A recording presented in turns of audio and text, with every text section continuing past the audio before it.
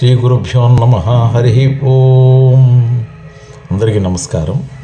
సుందరకాండలో 3వ భాగం. రామచంద్రమూర్తి వద్ద నుంచి అంగుళీకాన్ని తీసుకున్నటువంటి హనుమ సుగ్రీవుని యొక్క ఆజ్ఞ మేరకు లంకానగరానికి వెళ్ళడానికి ఉద్యుక్తుడై మహేంద్రగిరి పర్వతం మీదకి చేరుకున్నాడు. అప్పటికే అక్కడ అందరూ చేరుకుని ఉన్నారు, వానరులందరూ కూడా. హనుమ ఏ విధంగా సముద్రాన్ని దాటడానికి ప్రయత్నిస్తున్నాడు అనే విషయాన్ని తెలుసుకోవడానికి ఎంతో సంతోషంతో అందరూ కూడా హోరెత్తుతున్నటువంటి అలలతో ఉన్న సముద్రానికి ముందు నిల్చున్నటువంటి హనుమను చూస్తూ ఆనందిస్తున్నారు. హనుమ ఎలా కనిపించాడయ్యా అనంటే 10 యోజనాల వెడల్పు, 30 యోజనాల పొడవు, అంటే అంత పెద్ద శరీరాన్ని చేసుకున్నాడండి స్వామివారు ఆ యొక్క 100 యోజనాల సముద్రాన్ని దాటడానికి. ఆ విధంగా నిల్చున్నటువంటి స్వామి ఎలా కనిపించాడు అనంటే మదించినటువంటి వృషభం తలెత్తి మెడెత్తి చూస్తున్నట్టుగా కనిపించాడటండి. అంటే వృషభం అంటే సత్వగుణానికి, ధర్మానికి నిదర్శనం. కాబట్టి సత్వగుణంతో వెళ్ళి కార్యసాధన చేసుకురావాలి అని అనుకున్నాడు. అంతేకాదు, ఆయన చూస్తుంటే పెద్దగా గాండ్రిస్తూ గర్జన చేస్తూ సింహం అటు ఇటు తిరుగుతున్నటువంటి సింహంలాగా కనిపించాడటండి. మృగాలను చెల్లాచెదురు చేస్తున్నటువంటి సింహంలాగా కనిపించాడు. సింహం వచ్చేసి హింసకు ప్రతిరూపం. అది రజోగుణానికి సంకేతం. అనగా వెళ్ళినటువంటి పనిలో కానీ ఏమాత్రం అనుకున్న పనిని సాధించడానికి వెనుకాడకుండా తాను నిలబడి సాధించుకురావాల్సినటువంటి ఒక మృగరాజులాగా కనిపించాడటండి హనుమ. అంతేకాదండి, ఒక మదించిన ఏనుగు ఒక కోనేటిలో నిల్చుని ఉన్నదనుకోండి, అది ఎలా ఉంటుంది అని అంటే ఏనుగు నల్లగా ఉంటుంది. అది తమో గుణానికి నిదర్శనం. అనగా ఆ ఏనుగు కానీ కోపం వచ్చిందనుకోండి చల్లాచెదరు చేసేస్తుంది అంతా కూడా. ఎవరు దాన్ని ఆపలేరు ఆ సమయంలో.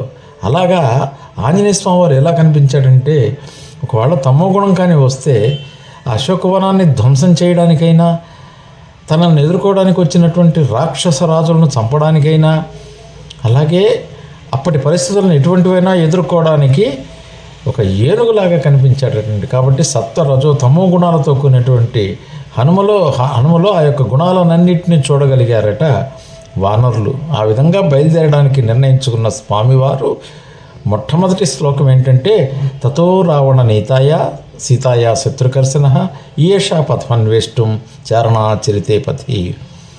తతో రావణ నీతాయ అంటే రావణాసురుడు సీతమ్మ వారిని అపహరించుకొని తీసుకుని వెళ్ళినటువంటి పిదప వెతకడానికి బయలుదేరినటువంటి హనుమ చారణులు తిరిగేటటువంటి ఆకాశ మార్గంలో లంకానగరానికి వెళ్ళడానికి నిశ్చయించుకున్నాడు.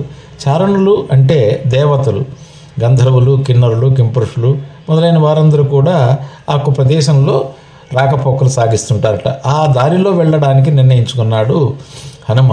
ఆ విధంగా నిర్ణయించుకున్న స్వామి ఒక్కసారి ఆ సముద్రం వైపుకి తిరిగి మొట్టమొదటి నమస్కరించాడండి. సముద్రానికి నమస్కరించాడు. సముద్రుడిని తనకు సహకరించమని కోరాడు. అంతేకాకుండా ఒక శ్లోకంలో ససూర్యాయ మహేంద్రాయ పవనాయ స్వయంభువే భూతేభ్యాశ్చాంజలిం కృత్వా చకార గమనే మతిం అంటాడు. అంటే సూర్యభగవానుడికి, చంద్రభగవానుడికి, ఇంద్రుడు వచ్చేసి ఇంద్రియాలకు అధిపతి. మనకు శరీరంలో అన్ని ఇంద్రియాలు కూడా అనుకూలిస్తేనే ఏ పనైనా కూడా సాధించగలం, ఏ కార్యాన్నైనా కూడా. కాబట్టి ఇంద్రభగవానుడికి నమస్కరించాడు. స్వయంభూ అయినటువంటి బ్రహ్మదేవునికి, సృష్టికర్తకు నమస్కరించాడు. పవనాయ అంటే వాయుదేవునికి నమస్కరించాడు. పంచభూతాలకి నమస్కరించాడు. పంచభూతాలు మనకు అనుకూలిస్తేనే ఏ పనైనా చేయగలమండి. ఉదాహరణకి గాలి, నిప్పు, నీరు, ఆకాశం, భూమి, ఈ 5 పంచభూతాలు అయితే గాలి మనకు అనుకూలించాలి. అలాగే సముద్రుడు సరైనటువంటి గాలిని వీస్తేనే, అనుకూల దిశలో గాలి వీస్తే స్వామివారికి వెళ్ళడానికి అనుకూలంగా ఉంటుంది. అందువల్ల సముద్రుడికి నమస్కరించాడు. అలాగే ఎలాంటి విపత్తులు కలగకుండా ఉండడానికి మిగిలినటువంటి పంచభూతాలన్నిటికీ కూడా నమస్కరించి స్వామి బయలుదేరడానికి సంసిద్ధుడయ్యాడు. ఆయన బయలుదేరడానికి సంసిద్ధుడై ఒక్కసారి ఒక్క ఉదుటున 2 చేతులు ముందుకు చాచి తన యొక్క కాళ్ళను బలంగా ఆ పర్వతం మీద, గట్టిగా ఉన్నటువంటి ఆ పర్వతం మీద నిల్చొని ఒక్క ఉదుటున తొక్కిపట్టేటప్పటికీ ఆ సమయంలో అక్కడ ఉన్నటువంటి చెట్లన్నీ కూడా పువ్వులను జల జల జల జల ఆ స్వామివారి మీద రాల్చాయట. అంటే ఆయన వెళుతున్నటువంటి కార్యము శుభప్రదంగా జరగాలని ఒక శుభసూచకంగా ప్రకృతి ఆయనకు ఆశీర్వదించినట్టుగా అనిపించిందన్నమాట. ఆ సమయంలో అక్కడ ఉన్నటువంటి మృగాలన్నీ చెల్లాచెదరైపోయినాయి. చెట్ల మీద ఉన్నటువంటి పక్షులన్నీ కూడా భయపడిపోయి పరిగెత్తాయన్నమాట. అదే సమయంలో ఆ యొక్క కొండ లోపల ఉన్నటువంటి బిలాలలో ఆ పుట్టలలో ఉన్నటువంటి పాములన్నీ కూడా భయపడి బయటకు వచ్చి ఆ పాములన్నీ పడగలు విప్పి అక్కడ ఉన్నటువంటి రాళ్లను కాటు వేస్తే ఆ రాళ్ళన్నీ కూడా నుగ్గైనాయటండి. అంటే అంతటి విషసర్పాలకు నిలయమైనటువంటి ఆ యొక్క పర్వతం మీద నుంచి స్వామివారు బయలుదేరుతున్నాడు. అంతేకాదు ఎంతోమంది ఆ కొండ గుహలలో విద్యాధరులు అనేటటువంటి దేవతలు వారు చక్కగా తపస్సు చేసుకుంటున్నారు. వాళ్ళందరూ భయపడి పరిగెత్తి ఆకాశంలో నిల్చుని చూస్తున్నారట ఏం జరగబోతోందా అని. అలాగే దేవతలందరూ కూడా పైనుంచి చూస్తూ ఉన్నారనమాట.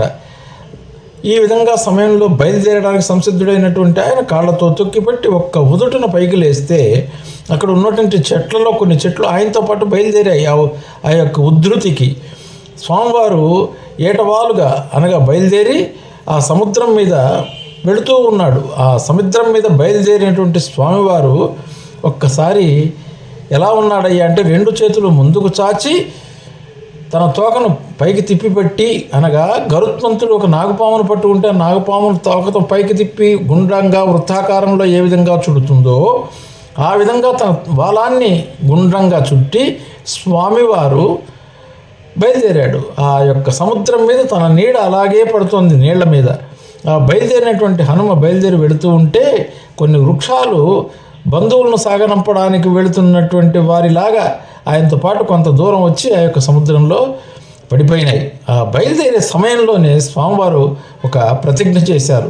యథారాఘవ నిర్ముక్త సరస్వసన విక్రమ గచ్చేతద్గమిష్యామి లంకాం రావణపాలితాం సర్వధాకృత కార్యోహం ఏష్యామి సహసీతయ అంటాడు. అంటే ధారావణ నిర్ముక్త, నేను ఇక్కడి నుంచి నేరుగా లంకా నగరానికి వెళతాను. ఆ లంక అంతా కూడా సీతమ్మ వారి జాడ తెలుసుకోవడం కోసంగా ప్రయత్నం చేస్తాను. అక్కడ అమ్మవారి జాడ కనిపించిందా సరే, లేని పక్షంలో అక్కడి నుంచి నేరుగా దేవలోకానికి వెళ్ళి అక్కడ ఒకవేళ రావణాసురుడు ఉంటే ఆ రావణాసురుడి ద్వారా సీతమ్మ జాడను తెలుసుకొని తిరిగి వస్తాను.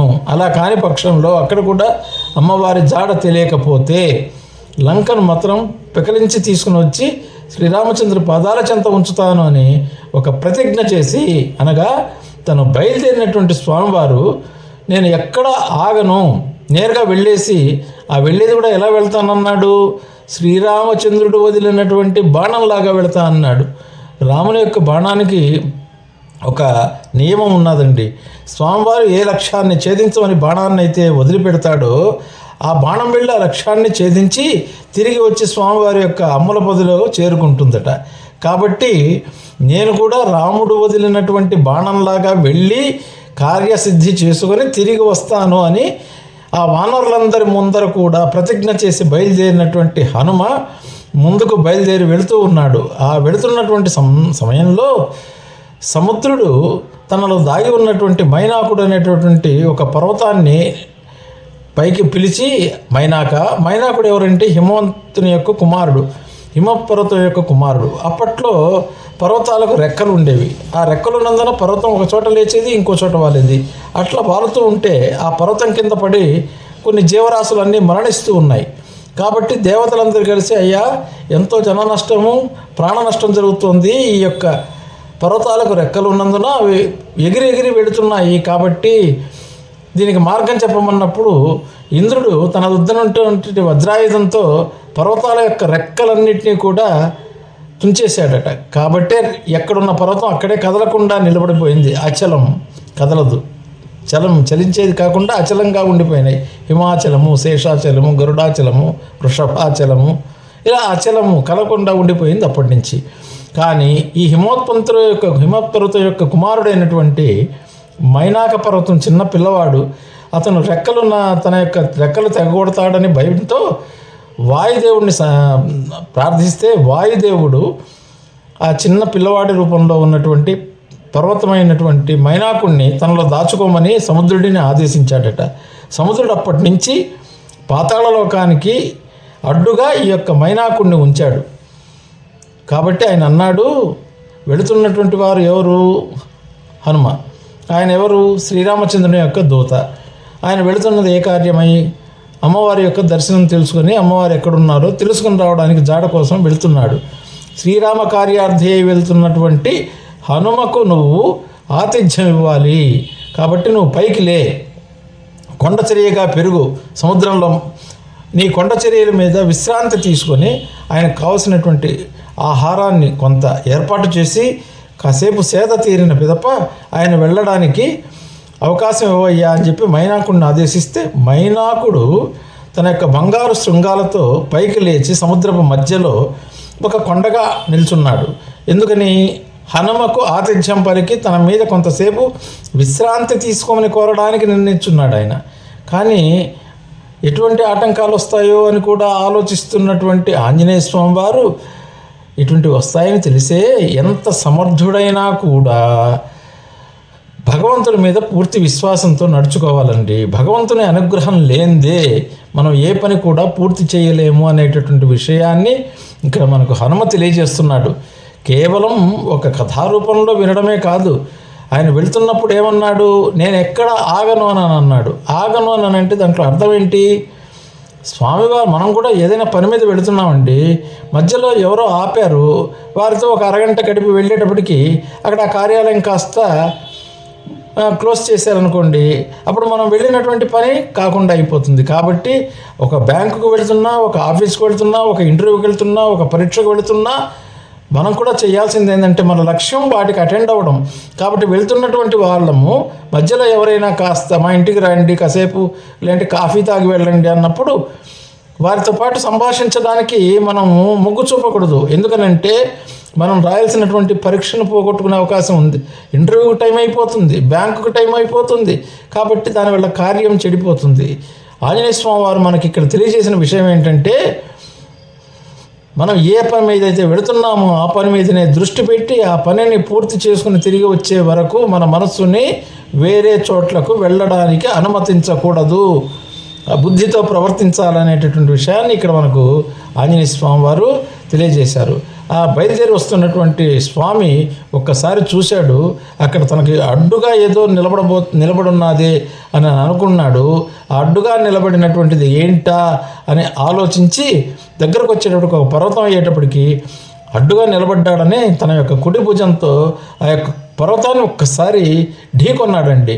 అప్పుడు అందులో నుంచి దేవతా రూపంలో వచ్చిన మైనాకుడు నమస్కరించి, స్వామి నేను మైనాకుడిని, హిమవంత పర్వతం యొక్క కుమారుణ్ణి, మీ తండ్రి గారి ద్వారా ఉపకారం పొందినటువంటి వాడిని, నేను ఈరోజు ఇలా బతికి బాగున్నాను అంటే మీ తండ్రి గారి యొక్క చలవ. మీరు ఒక కార్యమై వెళ్తున్నారని తెలిసి మీకు ఆతిథ్యం ఇవ్వడానికి కోసం నేను ఇక్కడ ఉన్నానే కానీ మీకు అడ్డుగా రాలేదయ్యా.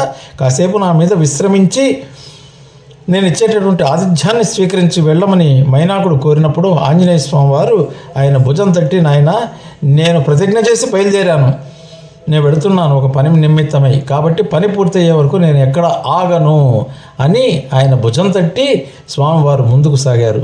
స్వస్తి ప్రజాభ్య పరిపాలయంతాం న్యాయేన మార్గేణ మహిమహిష్యాం గోబ్రాహ్మణేభ్యః శుభమస్తు నిత్యం లోకా సమస్త సుఖినో భవంతు. ఓం శాంతి శాంతి శాంతి.